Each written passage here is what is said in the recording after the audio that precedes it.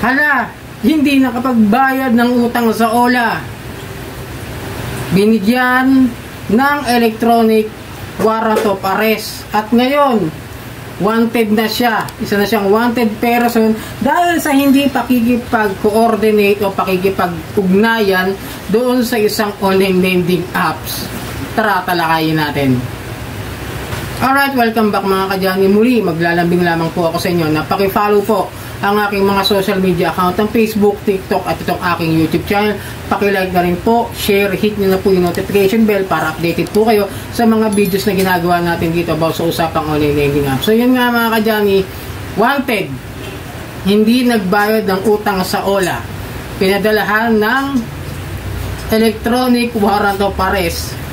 Pag-usapan nga natin ito, nakita ko lang kasi itong post na ito sa isang OLA Victims Community Group. So ito sabi, e-warrant of arrest has been issued against you as a wanted person due to your failure to coordinate with the rule of court. To coordinate your compliance with the court's regulation, kindly contact us at number ng tatawagan na kailangan nyo kausapin. Sa baba is MPS, yung nakalagay, Municipal Police Station. Ay, nako, kayo talaga mga OLA. Hindi ko kayo mag-gets, hindi ko kayo malaman. May sarili ba kayong gobyerno? May sarili ba kayong PNP? May sarili ba kayong Municipal Police Station? Di ba? Alam ko, police station lang. Tapos, precinct number or something like that. Kunwari, Camp Krame, Camp Bagong Diwa, Camp Karingal, di ba? Kung saan man yung camp na yan. Ito, Municipal Police Station. Nasa munisipyo. Meron ng mga pulis talaga dyan sa mga municipal city hall natin, no? May mga kapulisan talaga dyan. Normal yun. Hindi yung meron ganito na pagkatapos makatawa ko na hindi ko alam valid na pala itong electronic warrant of arrest, no? Sino bang gumawa niyan? Sino bang pulis ang gumagawa ng ganyan, no? Unang-una paalala lang, no? Sa mga kadyani natin yan na nangungutang at hindi naman nakapagbayad agad-agad dahil nga nagkakaroon ng problema sa pagbabayad sa mga utang dito sa mga online lending app. Tandaan nyo ha, hindi ka pwede ikulong kung pag-uusapan natin dito ay utang lamang. Tandaan niyo na ang hindi pagkakaroon ng hindi pagbabayad do sa utang ay civil case at hindi pwedeng ipasok sa criminal case. Maliban na lamang kung kayo ay mayroon talagang ginawang panloloko sa simula pa lamang ng inyong pag-a-apply dyan sa mga leading companies. Tandaan nyo, kung may panloloko kayo, sinadya nyo talaga, intention nyo talaga lokohin yung company na mangutang at hindi magbayad, like nag-forward kayo ng mga dokumento na peke, mga kailangan nila. Mostly naman ang kailangan nila dyan is di ba? ID. Yun lang naman, number 1. Valid ID, isa lang.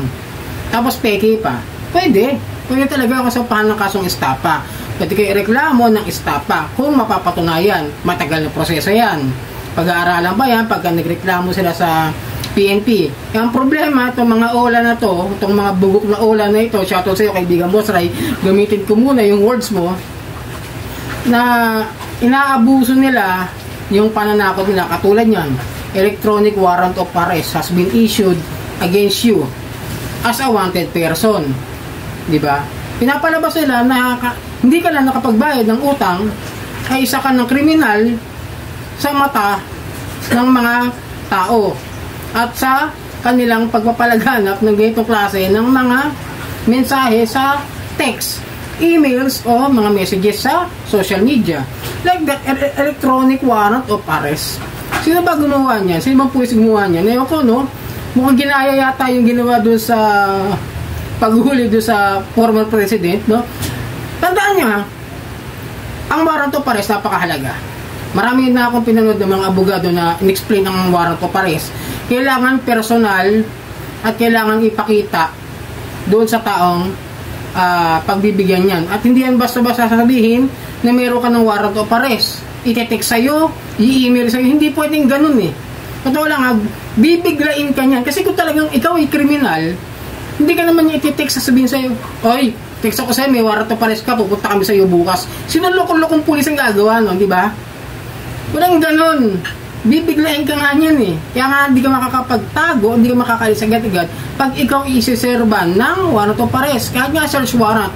For my experience sa search warrant, example lang yun ha, yung sa akin, example ko sa inyo, biglaan dumating at naghalughog doon sa pinapasukan kong trabaho, doon sa kumpanya na pinapasukan ko, at dahil meron silang search warrant at pirmado ng judge doon sa court na pinagpailan nila, obligado kaming sumama at investigasyon at alamin kung ano yung mga ginagawa namin doon sa kumpanya pinapasukan namin dahil may search warrant, at kung ano yung mga aktibidades na ginagawa namin doon, kung meron ba kaming illegal na gawain o illegal na operasyon. Okay? Kaya nga bibiglayin kayo ito. Walang warrant of arrest ang tayo. Walang warrant of arrest na iti-text kayo o papaalalahanan kayo. Walang loko-lokong ganun. Criminal ka. Di syempre makakapagtago ka. Electronic warrant of arrest. Ito, mag-ingat kayo sa mga ganito lalo na kung medyo wala kayong masyadong naiintindihan sa batas. Hanggat walang ipinapakitang papel sa inyo, huwag kayong basta-basta sasama. Lalo na kung alam nyo sa sarili nyo na meron lang kayong utang. Kasi pwedeng magkaroon talaga ng problema rito sa anxieties, stress, mental health ninyo. Dahil kung hindi nyo naiintindihan ng kalakaran sa hindi pagbabayad ng utang, ay ibang kalakaran din ng mga criminal case. Uulitin ko magkaibang kalakaran yan. Civil case, pag hindi nakapagbayad ng utang, kung may panloloko na ginawa doon sa pagkakaroon ng utang at sa pangungutang, estapa yon. Magkaibang proseso yan. Okay ha? Hindi kayo pwedeng bigyan ng isang warrant of arrest kung utang ang pag-uusapan dahil civil case. Pwede kayong kasuhan, pero yung korte ang magpapadala mismo sa inyo, sa bahay nyo, sa address nyo, kung saan nyo ginagamit nyo. Okay? Papadala nila kayo ng subpoena o kung ano man na summon na galing sa korte at hindi sa barangay, hindi sa pulis. Yung mismong korte ang magpapadala sa inyo.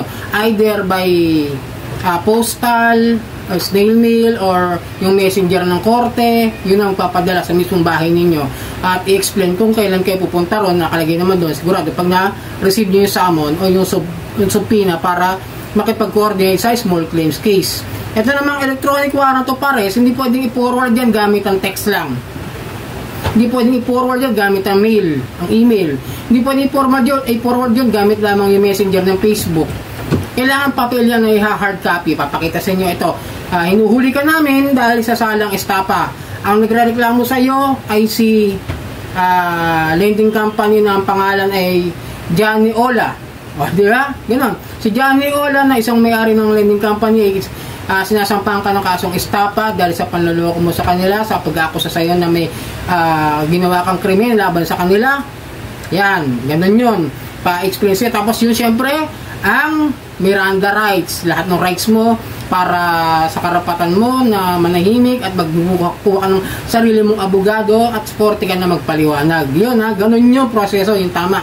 Hindi yun napanood ko na basta Miranda rights, dinala sa aeroplano, diniretso, hindi man na dinaan sa kung saan dapat na venue yun, kung saan yung tararapat. Okay kasi baka mamaya yun yung dahilan kung ba't ginagamit ngayon to kasi may explain nga yung general na yun na sabi okay lang daw na walang warrant of arrest na dala, sasabihin lang na sa presinto namin, doon tayo magkita, doon tayo mag-usap, sumunod ka sa akin, sumama ka. Paano kung peking pulis yun? Di inabuso nila yung karapatan na yun. Kaya nga yung mga abogado na pinanood ko, explain nila yung mahirap gawing dahilan na nasa police station inyong warrant of arrest, sasama na lang kayo basta-basta. Paano kung peking pulis yung gumamit ng ganong klase ng pag-aresto, nagpapanggap siya, yung pala may balak sa inyong masama dahil meron kayong hindi pagkakaintindihan, may taong galit sa'yo, di ba? Ginamit yung ganung estilo. Kaya mag-ingat kayo, maging mag-aral kayo kahit mga basic na batas lamang. Pag-aralan nyo kung paano tamang proseso ng mga ganito klase. Tulad nito usapang utang ito, electronic warrant of arrest, pinananakot sa inyo ngayon.